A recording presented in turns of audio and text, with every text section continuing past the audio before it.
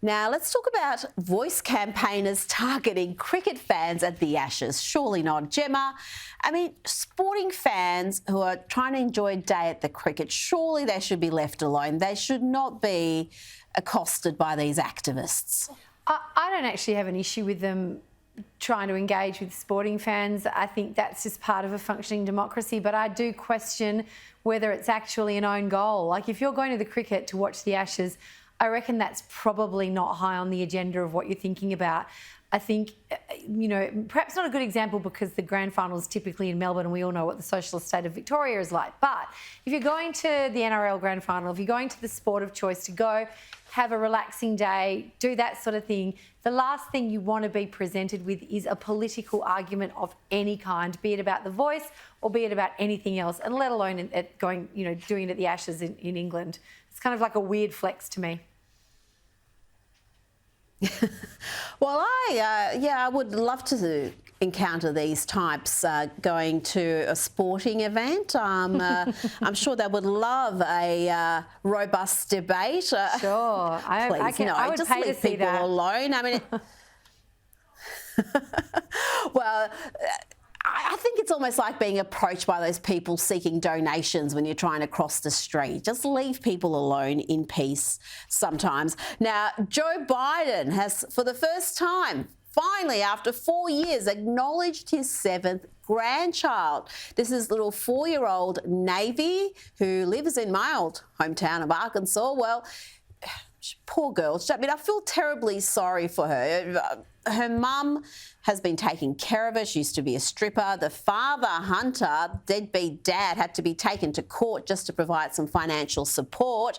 But Gemma, what does it say that the president, what does it say about him that he had to be shamed into acknowledging his own granddaughter?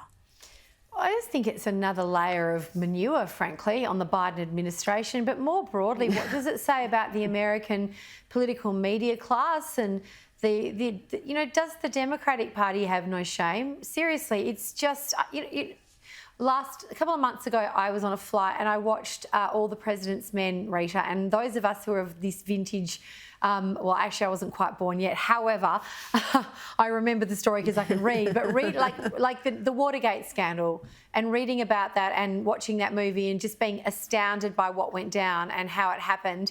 And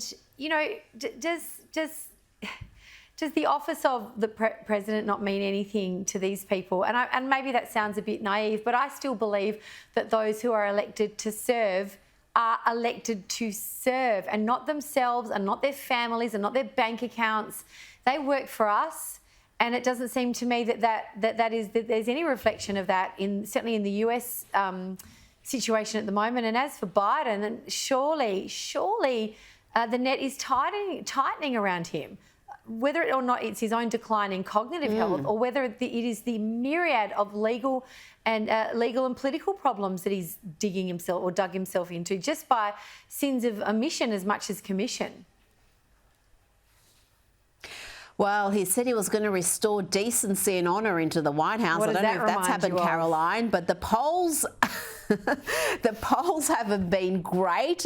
Let's look at the latest CBS poll, and it's a record low. 60% disapprove of Biden's overall job performance, and 66% disapprove of his handling of the economy.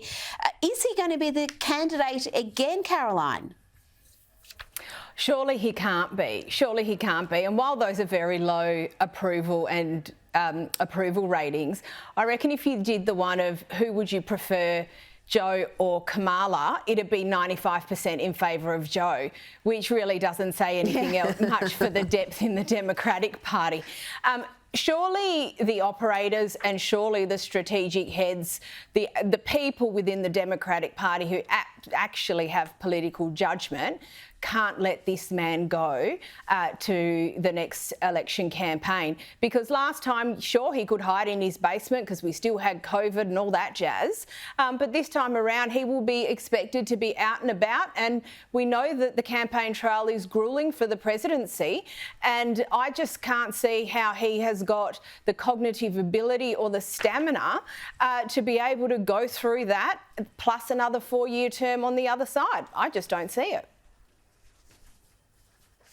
Now back to local news. Hundreds of supporters have attended a sold-out Liberal Party fundraiser in Melbourne's western suburbs, headlined by expelled Victorian Liberal Moira Deeming.